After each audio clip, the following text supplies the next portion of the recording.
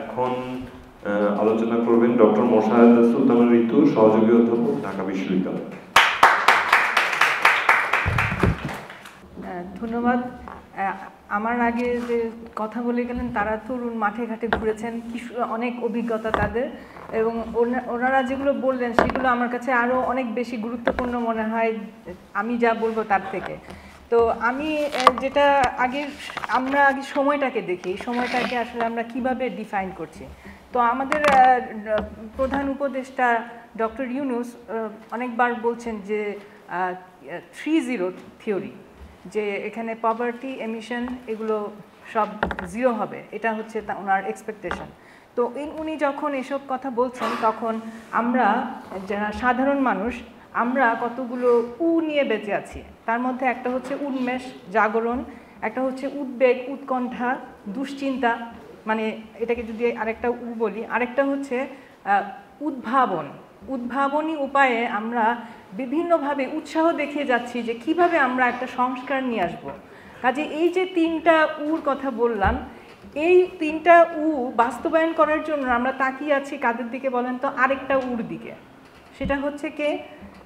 সেটা হচ্ছেন এই যে উপদেষ্টা মণ্ডলীরা। উপদেষ্টা মণ্ডলীদের আবার একদিক থেকে ওনাদের যেই ওনারা আছেন চাপের মধ্যে। এই পৃথিবীতে একটা কি অ্যাপ চালু হয়েছে যেটাকে আমরা বলি হোয়াটসঅ্যাপ। সেই অ্যাপের মধ্যে তাদের অনেক মেসেজ আসছে। তো এই একজন আমাদের অর্থ উপদেষ্টা নিজেই বলেছেন যে যোগদানের পর থেকে উনি প্রায় 1700 অভিযোগের মেসেজ পেয়েছেন এবং সেগুলো কিভাবে নিষ্পত্তি করবেন সেটা বুঝতে পারছেন না। তো এই গেল ওনার হোয়াটসঅ্যাপ বা কি অ্যাপ যেটাই বলি। তো এমন একটা সময় আজকে যে বিতর্ক তৈরি হয়েছে তা উৎসাহব্যঞ্জক, কারণ এটি একটি গুরুত্বপূর্ণ প্রশ্ন। প্রবন্ধ উপস্থাপক নিজেই দেখেছেন যে এই বিতর্কের আসলে সরল কোনো জবাব নেই, কারণ না এই অভ্যুত্থানকে বলা যায় রেভলিউশন, না কালার রেভলিউশন, না পুরোপুরি রেজিম চেঞ্জ। কারণ আমরা আসলে এখন যে মুহূর্তে দাঁড়িয়ে আছি এটা একটা সময় যখন আসলে কোনোটাতেই আমরা ঠিক আসলে টিক মার্ক দিতে পারছি না। মানে এটা যদি ABC অবজেক্টিভ কোয়েশ্চেন হয় তাহলে এখানে আরেকটা চয়েস থাকতে হবে যে এর কোনোটিই নয়, হ্যাঁ, কিন্তু সেটা আমাদের এখানে দেওয়া হয়নি। তো আমরা এইখান থেকে আলোচনাটা শুরু করি। তো রেভলিউশন হচ্ছে একটা আকাঙ্ক্ষা, আর আমি যদি কালার রেভলিউশন বলি সেটা হচ্ছে আকাঙ্ক্ষার গায়ে একটা কালিমা, আর রেজিম চেঞ্জ হলো একটা অপূর্ণ আকাঙ্ক্ষা। তো এই জায়গা থেকে যদি আমি শুরু করি এই 3টাকে ডিফাইন করে, এই জায়গায় এসে আমরা সবাই আসলে চাই এটাকে গণবিপ্লব বলতে। এটা কারণ এটা আমাদের আকাঙ্ক্ষা, আমরা আসলে দেখতে চাই একটা কিছু পরিবর্তন। তো আমরা কিন্তু আবার এটা বলতেও পারছি না যে গণবিপ্লব। কী কারণে বলতে পারছি না? কারণ বাধা দিচ্ছে আমাদের পূর্ব অভিজ্ঞতা। আমরা যদি দেখি 69 বা 90-এর গণ অভ্যুত্থান, সেখান থেকে আমরা দেখেছি যে বারবার স্বৈরাচারের আবির্ভাব হয়েছে। তো এখন আজকের আলোচনার একটা বিশেষ বৈশিষ্ট্য হলো যে এখানে কালার রেভলিউশন শব্দটাকে নিয়ে আসা হয়েছে, যেটা আমাদেরকে আসলে বাংলাদেশের বাইরে গিয়ে পৃথিবীর অন্যান্য যেসব অভিজ্ঞতা আছে সেগুলো একটু পর্যালোচনার সুযোগ করে দিয়েছে। তো আমি একটু ওই যে কালার রেভলিউশন নিয়ে একটু কথা বলে শুরু করতে চাই। আমরা যদি দেখি যে এগুলো যেটা প্রবন্ধ পাঠক মানে উনি পাঠ করেছেন, বলেছেন যে পোস্ট কমিউনিস্ট দেশগুলোতে এই অটোক্রেটিক রিজিম সরিয়ে মানে লিবারাল ডেমোক্রেসি প্রতিষ্ঠা করার একটা আকাঙ্ক্ষা থেকেই এই রেভলিউশনগুলো তৈরি হয়েছিল। ধরেন প্রথমে যদি আমি বলি 2000 সালে সার্বিয়াতে বুলডোজার রেভলিউশন, 2003-এ জর্জিয়াতে রোজ রেভলিউশন, 2005-এ ইউক্রেনের অরেঞ্জ রেভলিউশন, এবং 4-এ আর 2005-এ হচ্ছে টিউলিপ রেভলিউশন, যেটা হয়েছে কিরগিজস্তানে। কিন্তু 2006-এর রেভলিউশনটা যেটা বেলারুসে শুরু হয়েছিল ওটাকে বলা হয় জিন্স রেভলিউশন, কিন্তু ওইটার কোনো সাফল্য হয় নাই। কারণ কি? কারণ হচ্ছে গিয়ে এই যে ন্যারেটিভটা দাঁড়িয়ে গেছে যে এখানে বিদেশি শক্তি এসে এই রেভলিউশনগুলোর মধ্যে প্রভাব বিস্তার করে। এটার কারণে বেলারুশের যে অটোক্রেটিক রেজিম তারা প্রচার করে গেছে যে আমরা আসলে এই ওয়েস্টার্ন শক্তির বিপক্ষে, এবং সে কারণে তারা এটাকে হতে দেয়নি। 1 নম্বর, তারা আরও কিছু পন্থা অবলম্বন করেছে, যেমন কিছু বানানো করাপশন কেস তারা দেখিয়েছে যে এইগুলোকে আমরা উন্মোচন করলাম। তার কাজে মানুষের মধ্যে যে ক্ষোভ থাকে দুর্নীতি নিয়ে, সেগুলো যাতে কিছুটা হলেও দমন হয়। আমরা কিন্তু শেষের দিকে লক্ষ্য করেছি হাসিনা সরকারের আমলে এই ধরনের কিছু কেস আমরা দেখেছি যে কতগুলো দুর্নীতি নিয়ে আমরা মানে সামনে এসেছে এবং মানুষজন হইচই করছে। তার মধ্যে আমরা মনে করতে পারি একটা বেনজিরের কথা। তো এই যে এই ধরনের বিষয়গুলো আসলে হয় যে এই ধরনের দুর্নীতি মানে যখন কোনো সরকার, স্বৈরাচারী সরকার দেখে যে তার সামনে আসলে সময় ঘনিয়ে আসছে, তখন সে বিভিন্ন ধরনের পন্থা অবলম্বন করতে থাকে। তো এই যে কালার রেভলিউশন, এটাও একটা আসলে পন্থাই। তো এর মধ্যে যেই 3টা বিপ্লবের কথা বলেছি, 3টা বিপ্লব সম্পর্কে মানে রাশিয়ানদের ধারণা হচ্ছে এগুলো হচ্ছে গিয়ে সব ইউএস প্লট। অর্থাৎ এনজিওর ভূমিকা আছে, তরুণদের মধ্যে একটা ওয়েস্টার্ন লিবারাল ডেমোক্রেসির প্রতি ঝোঁক রয়েছে, বা ইউএসের যে ন্যাটো সম্প্রসারণ নীতি, ইউএস ফান্ডেড মিডিয়ার প্রভাব, এগুলো রয়েছে না। এই সবগুলো অভিযোগ তরুণদের গণতন্ত্র প্রতিষ্ঠার আকাঙ্ক্ষাকে ছোট করে দেখার একটা অপকৌশল।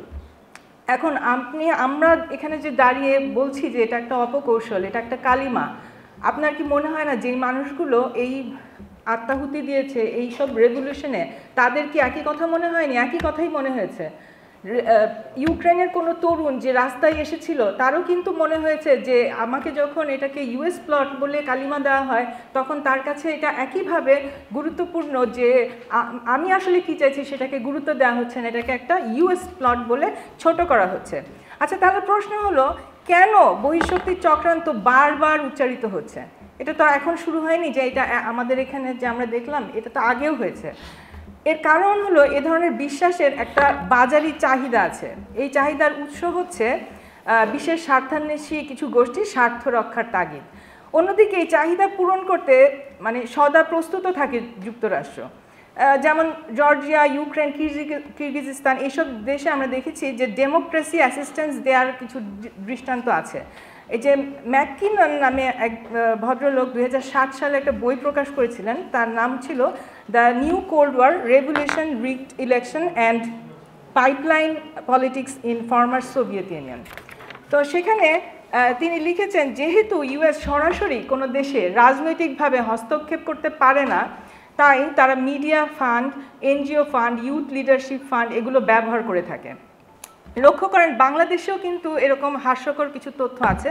যেমন ধরেন একটা রিপোর্ট পড়েছিলাম যে র্যাপ গান পপুলার করার পিছনে, সোশ্যাল মিডিয়াতে প্রচার করার পিছনে নাকি একটা ইউএস ভূমিকা ছিল। আচ্ছা, এটা কি হাস্যকর, মনে হয় যেন আমরা র্যাপ গান বানাতে পারি না। কিন্তু আবার অন্যদিকে দেখেন national endowment for democracy, NED national endowment for democracy fund করেছে নেত্র নিউজকে। আবার ডক্টর ইউনূসের সাথে বাইডেনের স্পেশাল সাক্ষাৎ, মাহফুজকে মাস্টারমাইন্ড হিসেবে পরিচয় করিয়ে দেওয়া, উপদেষ্টাদের মধ্যে এনজিও প্রাধান্যের আধিক্য, এই সব কিছুকে কিন্তু মানুষ ইউএস ইনভলভমেন্টের একটা আলামত হিসেবে দেখছে। তো এইসব আলামতের সম্পৃক্ততা হয়তো কাল্পনিক, হয়তো এর কোনো ভিত্তি নেই, কিন্তু সত্যি করে বলেন তো মানে ভবিষ্যতে কি হবে তা না দেখে কি বলা যায় যে এখানে ইউএস ইনভলভমেন্ট কি আছে না ছিল না? আচ্ছা, আমি না হয় তাদেরকে তৎপরতাকে কি আলামত হিসেবে আমি ধরেন দেখলাম না। আজকে একটা কথা খুব শোনা যায়, সেটা হলো ডিপ স্টেট। এমন কোনো ষড়যন্ত্র যা দেখা যায় না, যা আমাদের নিয়ন্ত্রণ করে না। এখানে বলা হয় যে আমরা সাধারণ মানুষ এসব একদম বুঝি না। এই ষড়যন্ত্র তত্ত্ব শুধু আওয়ামী লীগ ব্যবহার করে না, এটা বিভিন্ন স্বার্থান্বেষী মহলই ব্যবহার করে থাকে। সারাক্ষণ জুজুর ভয় দেখানো, এটা একটা মানে উইক স্টেটের লক্ষণ, যে কোনো দুর্বলতা ঢেকে রাখার একটা মাধ্যম আসলে। আমি যদি বলি যে ডিপ স্টেট আসলে কি, যেটা জোবায়ের বললেন যে ডিপ স্টেটে হচ্ছে গিয়ে অলিগার্করা নিয়ন্ত্রণ করে, বা দেশি বিদেশি বিভিন্ন স্বার্থান্বেষী গোষ্ঠী নিয়ন্ত্রণ করে, এবং সেখানে এমন কিছু সিদ্ধান্ত বা নেগোসিয়েশন হয় যা সাধারণ মানুষ জানে না। অর্থাৎ এটা অ্যাজ ইফ এটা কোনোদিন জানার বিষয় না। তো এই যে আমি ডিপ স্টেট নামে একটা বস্তুকে প্যাকেট করে সুন্দর করে ওটার মধ্যে ডিপ স্টেট রেখে দিয়ে তারপর বলছি যে আমার দেশে ডেমোক্রেটিক লিবারাল ডেমোক্রেসি আসবে, এটা ডেমোক্রেটিক লিবারেশন কি উৎপাদন ক্ষমতা সম্পর্কের থেকে আলাদা কিছু? দুটো তো রিলেটেড। আমি গণতন্ত্র কি এমনি গণতন্ত্র হয়? গণতন্ত্রের সাথে অবশ্যই উৎপাদন সম্পর্কের মানে ক্ষমতার সম্পর্ক অবশ্যই রয়েছে। আমি যদি দেখি যে আমাদের দেশে দেশি বিদেশি বিভিন্ন গোষ্ঠী এখানে বিভিন্নভাবে এত বছর ধরেই গত 15 বছর ধরে কি করে গেছে, এগুলো কি আমরা কি জানি না? এগুলো আমরা অবশ্যই জানি, কিন্তু আমি কি না জানার ভান করবো যে আমি এগুলো কিছুই জানি না, এগুলো ভিতরে ভিতরে নেগোসিয়েশন হয়, হয়তো এতদিন হয়েছে স্বৈরাচারী সরকারের সময়, কিন্তু এখন আমি তাকে কেন হতে দিব? আমি তো এখন যে অবস্থায় গণ অভ্যুত্থানের পরে আমি যদি এটাকে গণবিপ্লব বলতে চাই, তাহলে আমাকে এই ডিপ স্টেটকে ধাক্কা দিতে হবে। এই ডিপ স্টেটকে ধাক্কা না দিয়ে, তাকে প্রশ্ন না করে, তার যত রকমের তারা গোলমাল যেসব পেঁচিয়ে রেখে গেছে সেগুলো যদি আমরা একটা একটা করে না খুলি, তাহলে আমরা এখানে কিসের সংস্কার করব, কিভাবে এটাকে গণবিপ্লব বলবো? এখন আসি যে আমি একটা ছোট উদাহরণ দিই এটা বুঝাতে গিয়ে। আমি বহুদিন ধরে চিনি শিল্প নিয়ে কাজ করছি 2016 সাল থেকে। তো আমি দেখেছি যে কিভাবে 6টা চিনি কল 2020 সনে বন্ধ ঘোষণা করা হয়। বন্ধ করে দেওয়ার পর সেখানে গত 4 বছর ধরে যা হয়েছে সেটার যদি একটা দৃষ্টান্ত দিই, তাহলে বুঝবেন যে অলিগার্করা আসলে কি করে। সেখানে এস আলম চিনি ও খাদ্য শিল্প কর্পোরেশনের যে চেয়ারম্যান, সেই চেয়ারম্যানকে সরিয়ে নিয়ে ওনাকে 5 লাখ টাকার বেতন দিয়ে, গাড়ি দিয়ে, ওনাকে দিয়ে মেমোরান্ডাম অফ আন্ডারস্ট্যান্ডিং লিখিয়ে নিয়েছে। তারপর ওই 2টা চিনি কল এবং তার যে জমি সেটাকে নিজে পরিচালনার জন্য সেটাকে লিজ নেওয়ার ব্যবস্থা করেছেন। অর্থাৎ এখানে দেখা যাচ্ছে যে অলিগার্ক একটা ভূমিকা ছিল, সেটা আমরা দেখছিলাম না। যেই আগস্টের 5 তারিখের পর 6 তারিখ চিনি ও খাদ্য শিল্প কর্পোরেশন এই চুক্তি বাতিল করার পর এটা নিয়ে অনেক প্রসঙ্গ আসে যে এখন এটাকে কিভাবে এটাকে আবার চালু করা যায়। এবং চালু করার প্রসঙ্গে এসে তখন দেখা গেল যে শ্রমিক শ্রেণীর যারা আখ চাষি ছিলেন তারা আখ চাষ করে পুড়িয়ে ফেলেছেন, কারণ তারা এখানে মিলে দিতে পারেননি। এই যে বছরের পর বছর ধরে এই আখ চাষি, শ্রমিক, একটা মালিক এবং এখানে যে একটা চেইন গড়ে উঠেছিল, একটা সংস্কৃতি গড়ে উঠেছিল এই চিনি শিল্পকে নিয়ে, এটা পুরোপুরি ধ্বংস করে দেওয়া হয়েছে। এখন আমি এই অলিগার্কদেরকে ধাক্কা না দিয়ে আমি যদি এই যে অন্তর্বর্তী সরকার যদি আবার এটা জিইয়ে রাখে, বলে যে না এটা আবার লাভজনক হবে না, এটা লোকসান হবে, কাজে আমি এটা করব না, তাহলে কি হবে? আমি আরেকটা নতুন অলিগার্কের জন্য একটা পথ তৈরি করে দিচ্ছি। তো আমি এটাই বলতে চাচ্ছি যে আমাদেরকে প্রত্যেকটা বিষয় নিয়ে প্রশ্ন করতে হবে। এখন 2000-এর দশকের প্রথম দিকে যেই কালার রেভলিউশন হয়েছে বলা হয়, সেগুলো আসলে কি রেভলিউশন ছিল? তো আমি যদি দেখি যে জর্জিয়াতে কি হয়েছে, জর্জিয়াতে সাকাশভিল যিনি এসেছিলেন 2003 সালে, উনি পরে ছিলেন, দুর্নীতি করেছেন, নির্যাতন করেছেন। 2007 সালে আবার প্রতিরোধের মুখে উনি রাবার বুলেট নিক্ষেপ করার নির্দেশ দিয়েছেন। ইউক্রেনের ইউশ্চেনকোর কথা জানি, ইউশ্চেনকো ছিলেন ইউএস ব্যাকড, আর উনি হেরে গিয়েছিলেন এই রেভলিউশনের কারণে, অরেঞ্জ রেভলিউশনের কারণে উনি হেরে গিয়েছিলেন। ওনার নামটা কি? ইয়ানুকোভিচ, হ্যাঁ ইয়াকুনোভিচ না ইয়ানুকোভিচ, হ্যাঁ আচ্ছা, তো ওনার নামটা একটু শক্ত লাগে, সরি। তো ওনাকে যদি আমি যদি বলি যে তাহলে সে কিন্তু আবার 2010 সালে হেরে গেল। যার মধ্যে দিয়ে অরেঞ্জ রেভলিউশন হয়েছিল, যাকে সে পরাজিত করেছিল, সেই পরাজিত ব্যক্তি আবার কিন্তু জনগণের ভোটেই নির্বাচিত হলেন। তাহলে এটা কি হলো? তা এখানে আমি যেটা বলতে চাচ্ছি যে আমরা কিরগিজস্তানেও একই ঘটনা ঘটেছে, সেখানে আরও খারাপ হয়েছে, কারণ সেখানে আমরা দেখেছি লুটতরাজ করে শেষ করে দিয়েছে সেই সরকার, এবং তারপরে শেষ পর্যন্ত তাকে বাধ্য হয়ে অ্যাসাইলাম নিতে হচ্ছে বাইরের দেশে। তো 2005 সালে নির্বাচিত হয়েও 2013 সালে আবার তিনি দেশ ছাড়তে বাধ্য হন। তো এই যে দেশগুলোর যে পরিণতি হয়েছে, এটা কি শুধু মানে আমেরিকান চক্রান্ত বলে আমি পার পেয়ে যাব? মানে এই 3টি অভিজ্ঞতাই দেখায় যে এখনও কোনো এখানে এই সব জায়গায় এখনও কোনো বিপ্লব হয়নি।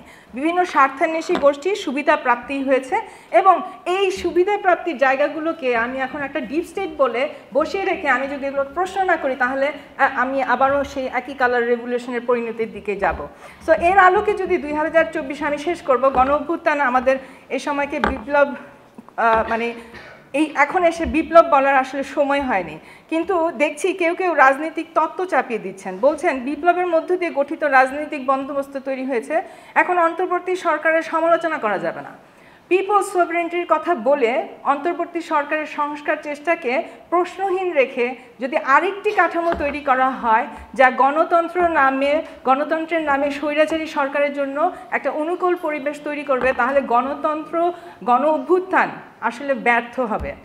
বাংলাদেশের মাটিতে কালার রেভলিউশন না চাইলে এই সরকারের মানে কনস্ট্রাকটিভ ক্রিটিসিজম করতে হবে। জুলুমকে জুলুম বলতে হবে, সীমান্ত হত্যাকে সীমান্ত হত্যা বলতে হবে, শোষণকে শোষণ বলতে হবে। স্বৈরাচারের ট্যাগ দিয়ে দমনের চেষ্টা না করে মানুষকে রিয়েল ইস্যুকে অ্যাড্রেস করতে হবে। তো স্বৈরাচারী সরকারের সময় বিদেশি গোষ্ঠীর নানান প্রকল্প নেওয়া হয়েছে। আমি একটা উদাহরণ দিব। আমরা ৭১ সালে সোভিয়েত ইউনিয়নের যে ঐতিহাসিক ভূমিকার জন্য আমরা তাদেরকে বন্ধু বলে গণ্য করি। পারমাণবিক বিদ্যুৎ কেন্দ্র নির্মাণে রাশিয়াকে যুক্ত করা হয়েছে, ঋণ নেওয়া হয়েছে এবং রাশিয়ার গ্যাসপ্রমকে গ্যাসকূপ খননে নিয়োগ করা হয়েছে। এখন যদি সমুদ্রবক্ষে গ্যাস উত্তোলনে যুক্তরাষ্ট্রের সাথে চুক্তি করা হয় এবং দেশি বিদেশি স্কলারদের হাতে আমরা কালার রেভলিউশনের ন্যারেটিভ তুলে দিব, এরকম ন্যারেটিভ যেন তৈরি না হয় সেই চেষ্টা করাই এখন আমাদের উদ্দেশ্য। নিজেদের সম্পদের মালিকানা প্রতিষ্ঠা, বৈষম্য নিরসন, জনকল্যাণমুখী নীতির পক্ষে সংস্কার না করলে এগুলো কোনোটাই সম্ভব না।